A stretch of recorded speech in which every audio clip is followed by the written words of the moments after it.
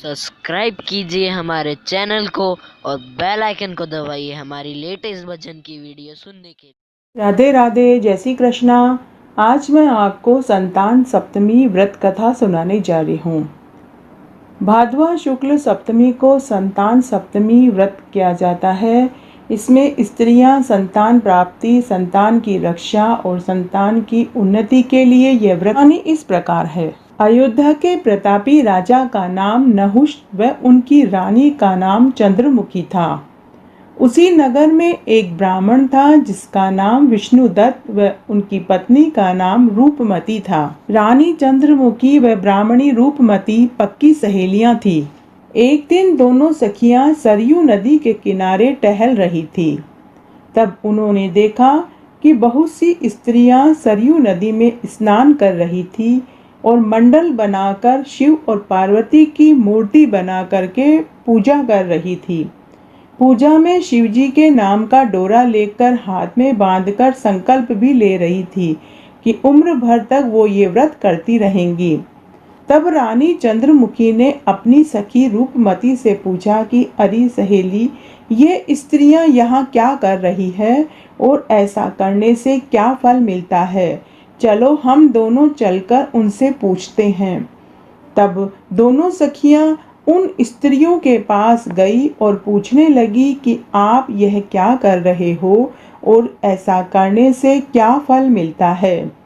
तब औरतें बोली, रानी जी, आज भाद्वा शुक्ल सप्तमी है। आज संतान सप्तमी है। संतान की प्राप्ति, संतान के सुख और संतान की उन्नति के लिए हम सब यह व्रत कर रहे हैं। इस व्रत को मुक्ता भरण व्रत भी कहते हैं। हम शिवजी के नाम का डोरा लेकर हाथ में बांध रहे हैं और जीवन भर यह व्रत करने का संकल्प ले रहे हैं। तब दोनों सखियों ने व्रत की पूरी विधि भी जानी और उन्होंने भी मंडल बनाकर मिट्टी के शिव और पार्वती जी बनाए, पूजा की, डोरा लिया और उम्र भर व्रत करने का संकल्प भी लिया। किंतु रानी और ब्राह्मणी घर आने के बाद दोनों ही यह व्रत करना भूल गई, जिसके कारण जब दोनों की मृत्यु हुई तो अगले जन्म में दोनों को पशु योनि में जन्म मिला, जिसमें रानी का जन्म एक वानरी के रूप में और ब्राह्मणी मुर्गी योनि में पैदा हुई। इस तरह 7 बार उन्होंने जन्म लिया और हर बार उन्हें पशु योनि में जन्म मिला। फिर 8वीं बार उनका जन्म मनुष्य योनि में हुआ, जिससे रानी चंद्रमुखी राजा पृथ्वीनाथ की रानी बनी। उनका नाम ईश्वरी पड़ा और ब्राह्मणी का नाम भूषणा पड़ा। भूषणा का विवाह राजपुरोहित अग्निमुख के साथ हुआ। इस जन्म में भी वो दोनों पक्की सहेलियां ही रही।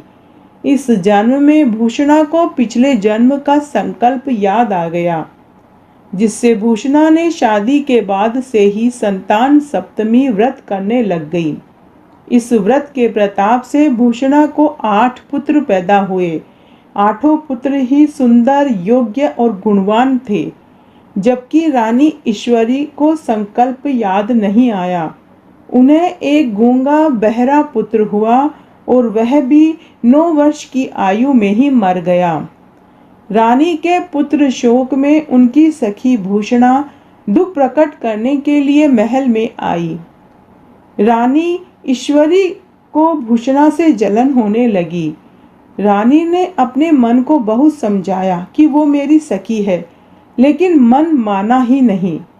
तब एक दिन रानी ने अपनी सखी के 8 पुत्रों को भोजन खाने के लिए बुलाया और भोजन में जहर मिलाकर मारना चाहा, लेकिन बच्चों का बाल भी बाका नहीं हुआ। यह सब संतान सप्तमी व्रत के प्रताप से हुआ। अब तो रानी को और भी जलन होने लगी। रानी ने नौकरों को बोलकर सरयू नदी में भूषणा के 8 बच्चों को धक्का भी दिलवाया, लेकिन बच्चे व्रत के प्रताप से फिर बच गए। फिर रानी ने जल्लादों को कहकर कत्ल का हुक्म दिया। जल्लादों ने आज्ञा पालन का बार बार प्रयास किया, लेकिन हर बार बच्चे बच जाते थे। वो ये सब संतान सप्तमी व्रत के प्रताप से बच्चे बच जाते थे।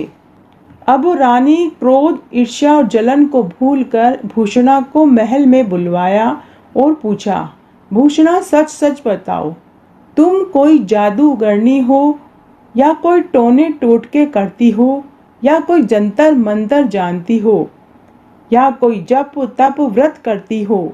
मैंने तुम्हारे बच्चों को मरवाने का कई बार प्रयास किया, लेकिन हर बार तुम्हारे बच्चे बच गए। तब भूषणा ने पूर्व जन्म का वृतांत रानी को कहकर सुनाया। रानी जी, पूर्व जन्म में आप अयोध्या के राजा नहुष की रानी चंद्रमुखी थी और मैं ब्राह्मणी रूपमती थी। तब हम दोनों पक्की सहेलियां थी। एक बार जब हम सरयू नदी पर टहल रहे थे तो वहां कुछ औरतें सरयू नदी में स्नान, व्रत और पूजा कर रही थी।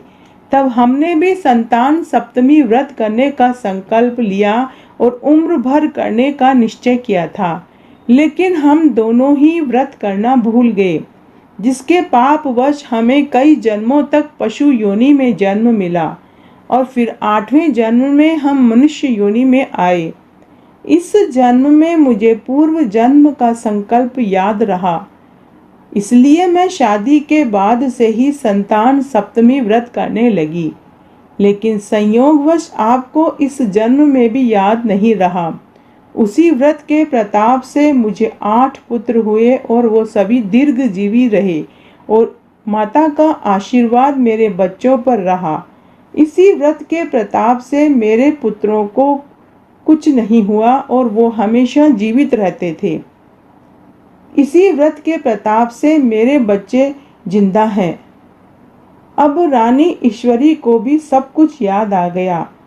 रानी ने भूषणा से अपनी गलती की माफी मांगी और रानी ने भी संतान सप्तमी व्रत किया, जिससे रानी को एक सुंदर, सुशील, गुणवान पुत्र हुआ और इस जीवन का सुख भोग कर बैकुंठ को प्राप्त हुए। इस व्रत को माता देवकी और वसुदेव ने भी किया, जिसके फलस्वरूप उन्हें भगवान कृष्ण जैसा पुत्र मिला। तो आज मैंने आपको संतान सप्तमी व्रत कथा सुनाई। अगर आपको ये पसंद आती है तो अपने दोस्तों और रिश्तेदारों में ज़्यादा से ज़्यादा शेयर करके पुण्य कमाएं। धन्यवाद।